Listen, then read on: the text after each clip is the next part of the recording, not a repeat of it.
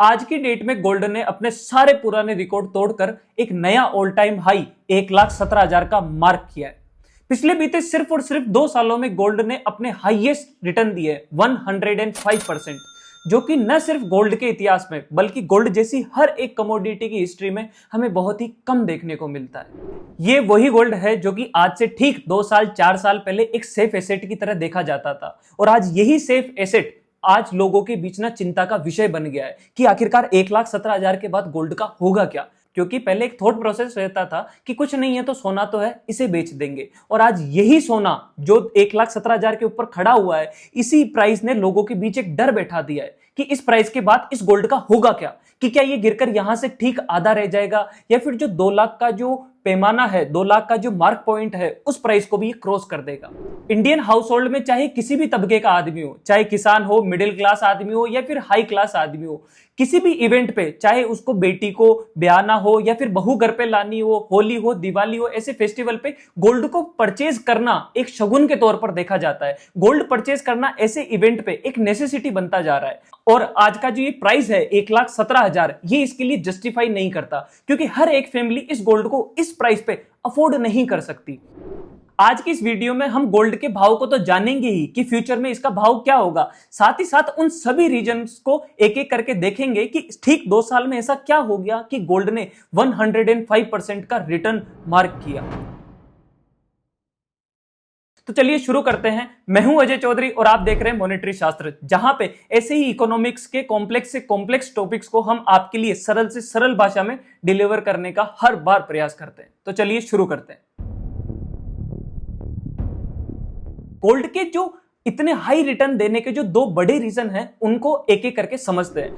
पहला बड़ा कारण है इकोनॉमिक अनसर्टेनिटी। पिछले बीते इन 2 सालों के अंदर हमने दुनिया भर में कई नेशंस के बीच कॉन्फ्लिक्ट देखे, जहां पे रशिया की यूक्रेन के साथ वॉर हो गई, इंडिया का पाकिस्तान के साथ कॉन्फ्लिक्ट हो गया, ईरान और गाजा का मामला हो गया, या फिर यूएसए का कई नेशंस के ऊपर टैरिफ लगाना हो गया। जब भी इकोनॉमी में ग्लोबल लेवल पर ऐसे नेशंस के बीच अनसर्टेनिटी होती है, इनस्टेबिलिटी होती है, तब पूरी दुनिया में से पैसा बाकी सभी रिस्की एसेट्स से, जैसे स्टॉक मार्केट हो गया और भी कई सारे एसेट्स हो गए, रियल एस्टेट हो गया, उन सब से ये पैसा निकलकर एक सेफ एसेट की तरफ जाता है। और आज की डेट में वो सेफ एसेट की जो प्रायोरिटी है, उसमें नंबर 1 पर गोल्ड आता है। इसलिए सबसे पहला जो ट्रिगर पॉइंट गोल्ड के प्राइस में दिखता है, वो सिर्फ और सिर्फ इन इकोनॉमिक अनस्टेबिलिटी की वजह से दिखता है।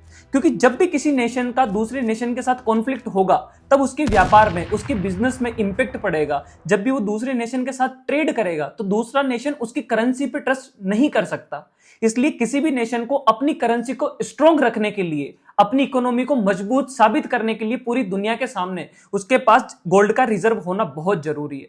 और इसी के चलते कई नेशंस के सेंट्रल बैंक्स ने, जहां पे इंडिया का रिजर्व बैंक ऑफ इंडिया हो गया, चाइना का सेंट्रल बैंक हो गया, रशिया का सेंट्रल बैंक हो गया, इन सभी सेंट्रल बैंक्स ने अपनी इकोनॉमी को और भी स्टेबल करने के लिए, इनसर्टेनिटी से ऊपर आने के लिए गोल्ड को परचेज करना शुरू किया है। अगला जो बड़ा कारण है वो है डी डॉलराइजेशन।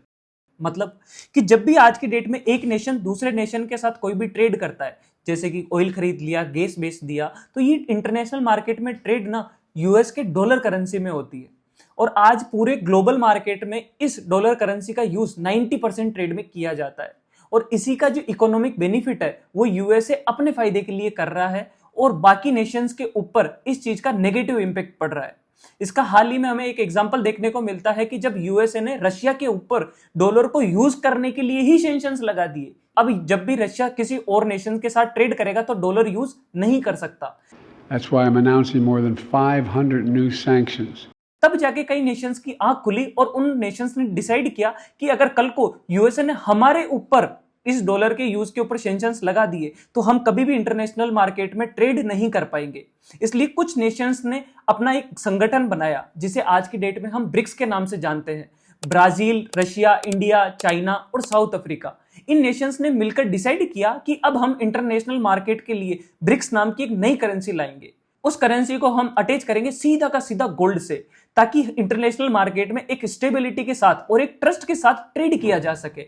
और अगर इंडिया को भी फ्यूचर में 10 ट्रिलियन इकोनॉमी बनना है, तो फिर इसके पास भी इन गोल्ड रिजर्व का होना एक नेसेसरी पार्ट बन जाता है। और इसकी शुरुआत इंडियन गवर्नमेंट ने ऑलरेडी कर दी है। आज की डेट में जो यहाँ का सेंट्रल बैंक है, रिजर्व बैंक ऑफ इंडिया, वो 844 टन को गोल्ड को होल्ड करता है, जिसमें से सिर्फ और सिर्फ 60% गोल्ड ही इंडिया के पास फिजिकल फॉर्म में है। बाकी का जो 40% है वो आज भी बैंक ऑफ इंग्लैंड के वॉल्ट के अंदर रखा हुआ है। पर बीते इन सिर्फ 2 सालों के अंदर इंडियन गवर्नमेंट ने 220 टन वहां से गोल्ड को इंपोर्ट किया है, क्योंकि इंडिया पूरी दुनिया को ये सिग्नल देना चाहता है, पूरी दुनिया के सामने ये मैसेज पहुंचाना चाहता है कि इंडियन गवर्नमेंट अपने गोल्ड की सुरक्षा खुद कर सकती है। क्योंकि जब रशिया यूक्रेन की वॉर हुई और रशिया का जो गोल्ड इंग्लैंड के उस वॉल्ट के अंदर रखा हुआ था उसे यूके गवर्नमेंट ने फ्रीज कर दिया और ये कहा कि आप जो ये वॉर लड़ रहे हो ये अनएथिकल है। This week today, in concert with the United States, we are imposing a full asset freeze on VTB. ऐसी सिचुएशन इंडिया के साथ कभी अकर्ड ना हो, इसलिए इंडियन गवर्नमेंट जल्दी से जल्दी अपने गोल्ड को इंडिया के अंदर ला रही है फिजिकल फॉर्म में। The RBI brought 100 tons of gold from London.